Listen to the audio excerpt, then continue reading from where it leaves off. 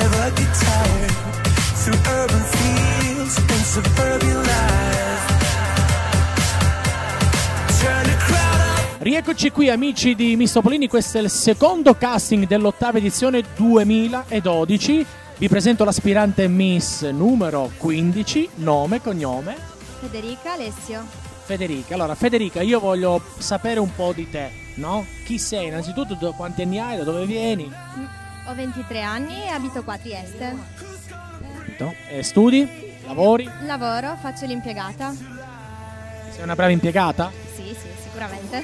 Capito, va bene. Tra l'altro, insomma, sei una ragazza anche molto carina, insomma, ben arrivata qui a Miss Topolini. Cosa ti aspetti? Insomma, come sei venuta a conoscenza di questo concorso? Ci conoscevi tramite le nostre serate, tramite internet? Spiegaci un po'. Beh, io ho conosciuto il concorso intanto perché è famosissimo qua a Trieste, Miss Topolini. Si va ogni anno ai Topolini a prendere il sole, perciò è altro conosciuto, ecco. Mi aspetto di divertirmi, di mettermi alla prova e soprattutto di far divertire gli altri, il pubblico e chi sarà. Quindi sei una persona estremamente propositiva, simpatica. Sì. Questa è una cosa molto positiva, perché la simpatia è anche una gran bell'arma. Grazie, bene.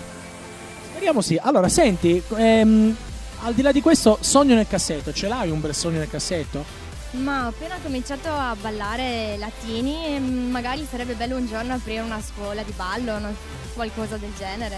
Ballare con Joaquin Cortés. Sicuramente, mamma mia. Si dice così? Non lo so. Non lo so, comunque se ci sta guardando no. Mattia Milazzi che fa rima con...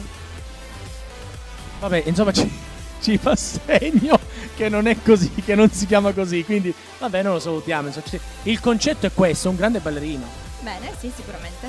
Allora, divertiti. Grazie. Soprattutto in bocca al lupo. Crepi, grazie.